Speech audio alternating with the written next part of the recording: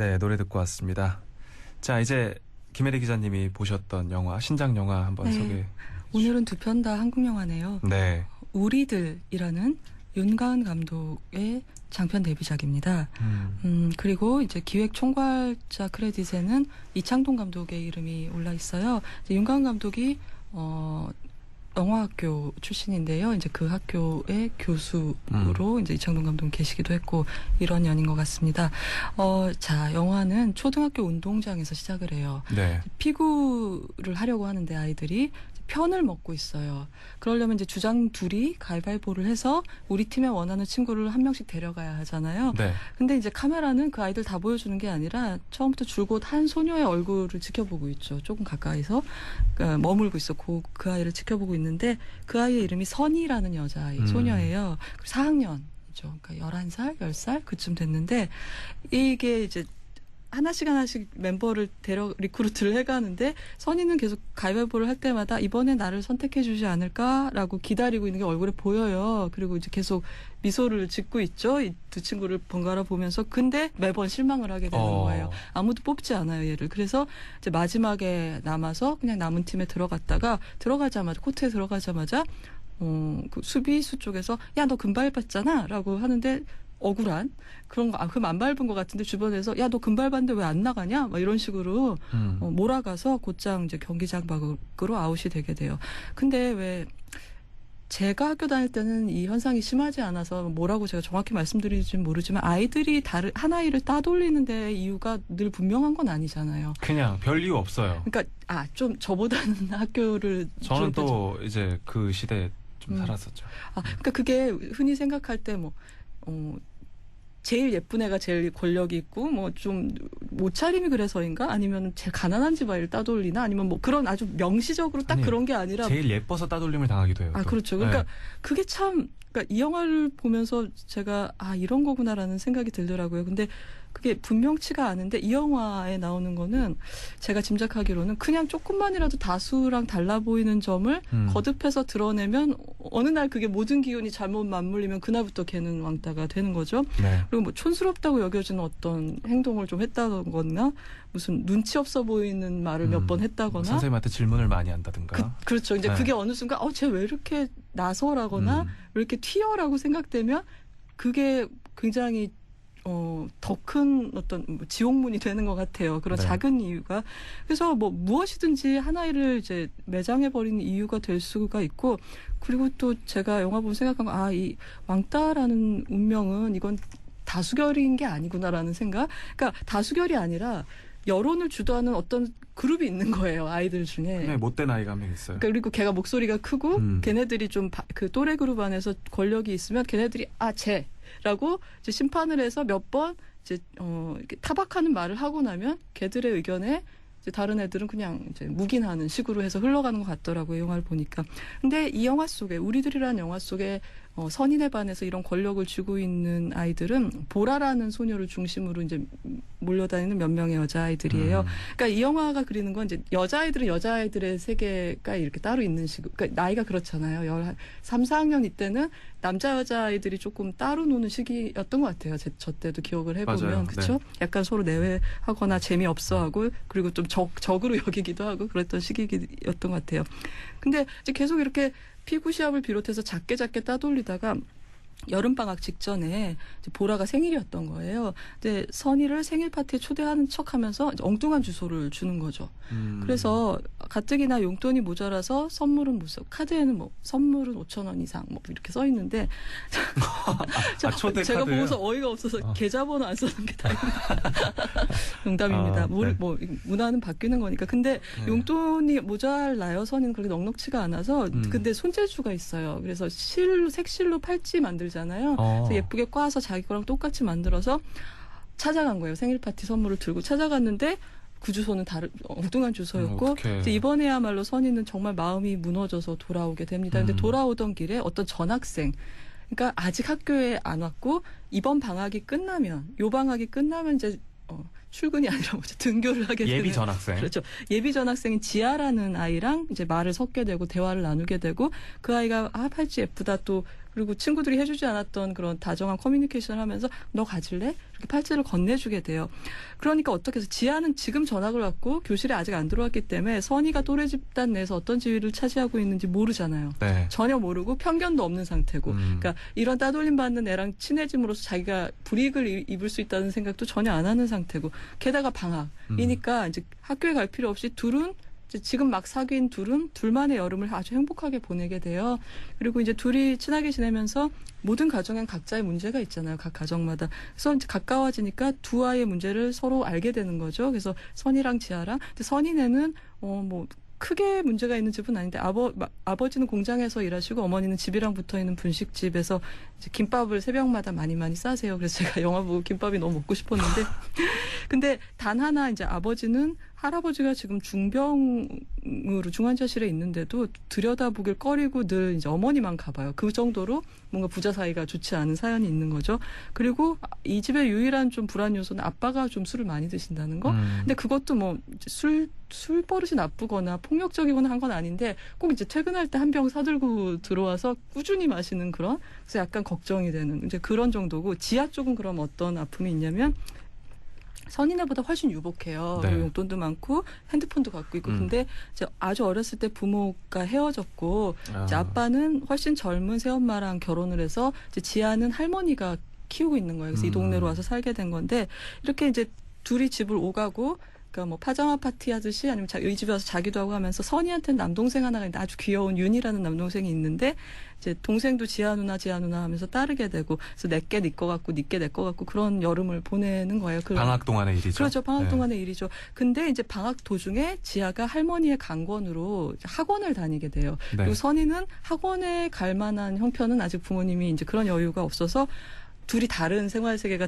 생기면서 둘이 이제 사이가 조금씩 벌어지기 시작하는 거예요. 왜냐하면 선이가 못 가는 그 학원에는 보라랑 친구들이 다니고 있고 이제 보라는 반에서 1등을 하는 공부도 잘하는 애고 예쁜 아이고 근데 당연히 얘네들은 이제 지아를 이쁘고 그리고 이제 잘 사는 것 같고 그러니까 너는 원 오브 어스지라고 생각을 하고 자기네 그룹에 금방 넣어버리는 거예요. 그렇게 이제 만나는 횟수가 줄어들다가 드디어 방학이 끝나요.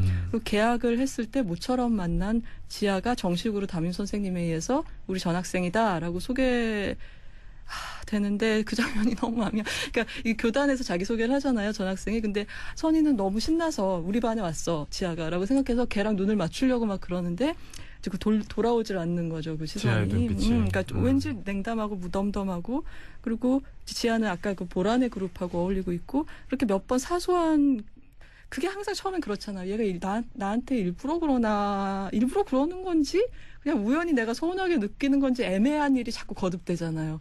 근데 그걸 너무 잘 느낄 수 있어요. 이 선이 마음속에 어떤 일이 일어나는지 이 카메라가 계속 이 아이의 리액션을 쫓아다니기 때문에 근데 그걸 지켜본다는 게 흥미로우면서도 어떨 때 참 견디기 힘든 경험이었어요. 저한테는. 근데 어쨌거나 자꾸 이렇게 배신당하고 그러면서 선이는 내가 뭘 잘못했지?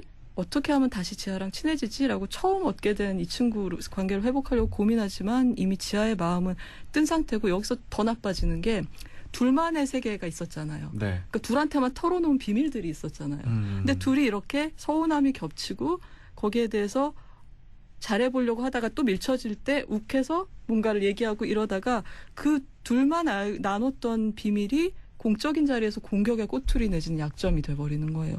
근데 어른들도 이러기가 다반사인데 사실 아이들한테 그러면 안 되지라는 걸 요구하는 거는 너무 무리한 것 같고 정말 그럴 법하다는 생각이 들었어요. 근데 이 영화에서 또 한 차례 전환은 이제 전학생인 지아가 아주 공부를 잘하는 아이였다는 사실로부터 그러니까 짐작이 되시죠. 그 다음에 이제 이쪽에 보라 쪽 아이들을 생각하면 그냥 이제 우리랑 어울릴 법한 앤 것 같아서 끼워줬는데 그 이상 너무 컸어. 그렇죠. 너무 큰 존재였어. 그러니까 이제 품을 수 없는. 어쩜 이렇게 그러니까 하나도 아이들의 세계라고 해서 더 간단하거나 나이브한 건 없는 것 같아요. 보라랑 지아가 이제 라이벌이 되는군요. 약간의 그런 구도가 있게 되고 이제 예전에 자기가 있던 자리에 지아가 가기도 하는 거를 이제 선이가 보면서 그럼 이제는 어떻게 해야 되지? 나는 그러니까 정말 이제 중요한 고민을 하기 시작하는 거예요. 근데 진짜 지금 정말 4학년 학급에 한 달, 뭐 2달 이 정도 얘기인데 흥미진진한 얘기 같잖아요. 손에 땀을 쥐게 하는.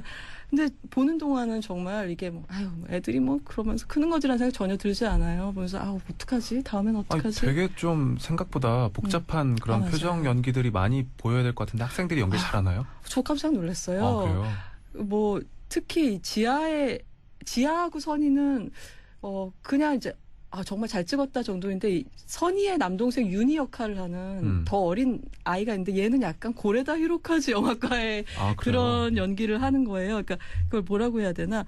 왜 굉장히 엉뚱한 리액션을 하면서 모두를 빵 터트리는 그런 아이들의 대사 있잖아요. 그래서 그거 이따가 그게 약간 주제랑도 통해서 윤희가 던진 한마디는 말씀을 따로 드릴까 싶고요. 네. 자, 이 영화의 미덕은 뭐 이미 제가 간접적으로 말씀드렸지만 아이들의 세계라는 것도 어른들의 그것과 그리 다를 바 없이 인정 욕구라든가 서열화라든가 아니면 사랑받고 싶은 욕망 네. 이런 게 복잡하게 작용하는 세계다를 보여주는데 그거를 이제 중요한 건 윤가은 감독은 보호자인 척 하거나 그러니까 패트로나이징을 하거나 아니면 아유 나는 이거 지나왔어 더 잘 알지 하는 척 하지 않으면서 정말 눈높이로 카메라로 따라가고 있고 그러려면 어떻게 해야 되나요? 어른들이 더 큰 영향력을 행사하면 안 되는 거예요. 그래서 아마 이게 통제가 된 것 같은데 선이랑 지아랑 보라가 있는 이 세계는 철저히 자기들끼리의 정치와 상호작용인 거예요. 가령 그러니까 전형적으로 뭐 나쁜 선생님이 있거나 얘들 중에 누굴 편들어주는 선생님이 있거나 그러지가 않아요. 그리고 뭐 되게 무책임한 부모가 가령 뭐 보라의 부모가 굉장히 아빠가 무심하거나 뭐 이쪽의 아버지가 술을 너무 드셔가지고 정말 아이한테 큰 짐을 그게 없어요. 그러니까 애들한테 가장 큰 문제는 애들끼리의 문제예요. 어디까지나 집집마다 문제는 있고 이제 결함은 있지만 성인들 캐릭터가 이 아이들 세계에서 상급의 권력을 행사하지 않는 거예요. 우리들이란 영화에서는. 그러니까 혹은 그런 게 있더라도 아이들한테는 어른들이 그 시기에 제일 중요했던 일하고 그 시기에 아이들한테 중요했던 일은 굉장히 다르잖아요. 뭐 보이우드라는 영화를 봐도 그렇지만 뭐 밖에서 대선을 하든 무슨 일이 나든 아이들한테 중요한 문제는 따로 있잖아요. 그래서 그 관점을 그 눈높이를 이제 견지하고 있는 영화고요. 그리고 이제 우리들을 보고 나면 저는 어떤 생각이 들었냐면 내가 얘를 선의를 따라가면서 얘 평생에서 굉장히 중요한 사건 하나를 시작부터 끝까지 쉽게 보라고 해놓은 그런 인위적인 편집, 생략 이런 거 없이 같이 견뎠구나. 같이 감당하고 지켜봤구나. 거의 집요하게 따라가거든요. 그러니까 얘기를 하다가 그냥 덮는 게 아니라 그냥 이제 처음부터 끝까지 일단락이 될 때까지 같이 봤구나라는 하는 이제 영화 부분에 심호흡이 나오는 그런 영화였어요. 자, 이 영화를 첫 장편으로 만든 윤가은 감독은 네. 한예종 한국예술종합학교에서 영화를 공부했고 지금까지 만든 단편들도 테마가 일관돼 있어요. 이제 콩나물, 손님, 사루비아의 맛 이렇게 세 편이 있는데요. 네. 이 단편들이 전부 아이들의 눈으로 세계를 보고 또 아이들이 세계를 보는 그 눈을 그 리액션을 카메라로 잘 들여다보는 그런 능력을 지닌 감독이에요. 그리고 이 영화를 만들 때도 감독이 어린 시절에 마치 한 몸처럼 지내던 친구한테 배신당하고 배신이라는 말이 굉장히 웃긴 것 같지만 그때 진짜 배신이잖아요. 그래서 고통받은 경험을 갖고 그렸다고 해요. 근데 저도 그때 그런 일들을 돌이켜봤어요. 그리고 제가 이 영화를 보고 나서 10살 때부터 친구였던 제 친구한테 문자를 해서 야 우리 그때 어땠었니? 싸웠었니? 뭐 이런 것도 10살 물어보기도 하고. 때부터 친구랑 예. 지금도 만나는데 네. 근데 우리 둘 다 싸웠던 기억이 전혀 없는 거예요. 그래서 그 친구 말은 내가 너무 철이 없어서 그냥 아마 네 하자는 대로 다 했을 거야. 뭐 이런 식으로 얘기를 해서 좀 재미가 없었는데 어쨌거나 그때 문제를 생각해 보면 뭐 제대로 된 어떤 클로저가 없었던 것 같아요. 친구랑 뭔가 싸웠을 때 그냥 이렇게 어영부영 넘어갔지 뭐 해피엔딩도 딱히 기억이 안 나고 뭐 파국도 그렇게 기억이 안 나요. 한 고등학교쯤 되면 파국도 있고 뭐 해피엔딩도 있고 그런데 특히 4학년 10살 11살 요때가 참 애매한 시기였던 것 같아요. 그런 생각이 드는데 그때도 이제 제 회상에 저의 유년기에 꼭 10살 때가 아니더라도 이렇게 친구랑 문제가 내 세계에서 정말 큰 중차대한 제일 큰 세상의 멸망보다도 큰 문제였고 그때 제 기억에 저는 본능적으로 이 문제는 누구랑 의논할 수 없다고 생각한 것 같아요. 저도. 맞아요. 그러니까 엄마나 선생님이나 그러니까 무슨 일 있니? 왜 얼굴이 그래? 그랬을 때 얘기한 적 있으세요? 없어요. 그렇죠. 왜 그랬을까요? 그러니까 다른 건 얘기하잖아요. 뭐 선생님이 이랬어라거나 엄마나 뭐 어디 아파라거나 우리들의 세상 얘기라고 나름대로 판단했던 건 얘기를 안 했던 것 같아요.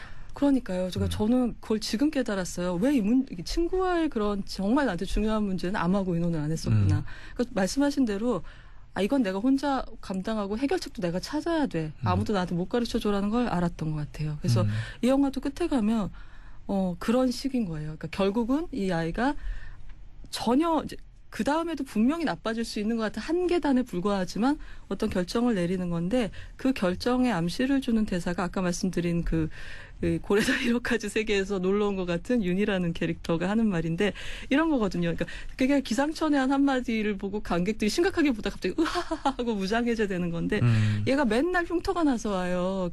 유치원 친구가 있는데 걔가 약간 레슬링도 좋아하고 남자애들끼리 이렇게 많이 때리면서 노는 친구 있죠. 근데 엄마나 누나가 보기엔 너무 안타깝고 이 영화의 중요한 특징 그리고 윤가은 감독 영화 단편에도 계속되는 특징이 뭐냐면 윤 감독님 영화에 나오는 아이들은 굉장히 집안일을 작은 손으로 열심히 거두는 아이들이에요. 그러니까 돌봄을 받는 게 아니라 콩나물은 콩나물 심부름 가는 얘기거든요. 네.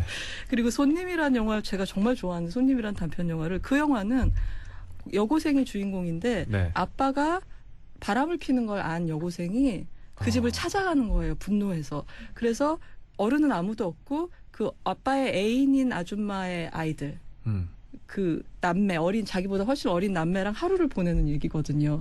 특이하네요. 그렇죠. 네. 그러니까 이거는 이 윤 감독님 영화의 아이들은 1인분의 가족 성원으로서 그렇죠. 네. 그러니까 뭐 집안일도 돌보고 어떤 문제가 생기면 엄마한테 오히려 말 안 하고 내가 먼저 해결해 보려고 하는 그런 아이들인 거거든요. 그래서 이 우리들의 선의도 10살, 11살밖에 안 됐지만 동생 윤이 한 5살 된 것 같은데 이제 작은 엄마 노릇을 톡톡히 하거든요. 근데 윤이가 또 맞아서 이렇게 긁혀서 오니까 자기도 지금 힘들어 죽겠는데 선이가 자기 문제 때문에 동생 보고 너무 화가 나는 거예요. 그래서 너 왜 맞았냐? 그러니까 누구누가 아무개가 때려서 그래서 너는 누가 때려서 누나. 근데 나도 때렸어 이렇게 얘기를 하는 거예요. 근데 속상하니까 누나가 그럼 다시 때려줘야지라고 얘기를 해요. 또 맞고 가만히 있었어 그러니까 동생이 이렇게 눈을 동그랗게 뜨고 그럼 언제 놀아? 그러는 거예요. 그러니까 친구가 때리고 나도 그래서 억울해서 때리고 걔가 그래서 날 또 때리고 계속 그러면 나는 놀고 싶은데 언제 노냐고 얘기를 하는 거예요. 그래서 그런 너무 단순한 한마디 때문에 선이가 생각을 하기 시작하게 되는 그런 모두가 좋아하시는 그런 장면이 있어요. 이 윤희 역할의 소년 배우는 경력은 제일 많다 그러는데요. 이 아역 배우들 중에. 근데 오디션 보고 나서 이 친구가 너무 좋아서 윤 감독님이 원래는 여동생이었는데 이제 남동생으로 바뀌었다는 말이 보도자료에 이제 있었고요. 이 영화는 올해 베를린 제너레이션 부분에 초청을 받은 바가 있습니다. 네, 알겠습니다. 네, 영화 얘기는 여기까지 하고요. 다음 주 방송과 관련해서 여러분들께 해드릴 얘기가 있습니다. 다음 주 내내요. 2016년 상반기 결산으로 꾸며집니다. 역시 수요 재개봉관도 상반기 결산으로 꾸며지는데요. 여러분들이 2016년 상반기에 본 영화들 중에서 기억에 남는 작품들, 그러니까 예를 들어 굉장히 좋았다던가 아니면 좀 아쉬운 점이 있는 작품들에 관한 사연들을 저희 수요 재개봉관 코너방에 남겨주십시오. 김혜리 기자님과 함께 여러 영화에 대해서 얘기 나눠봤으면 합니다. 자, 그럼 마지막으로 기자님이 선곡해오신 음악 들으면서 마치겠습니다. 어떤 곡 들어볼까요? 예, 방금 소개해드린 개봉작 우리들 중에서 연리목의 하루 종일이라는 곡 들으면서 물러가겠습니다. 네, 김혜리 기자님과는 다음 주 수요일 새벽 4시에 다시 뵙도록 하겠습니다. 안녕히 가십시오. 안녕히 계세요. 저는 잠시 후에 클로이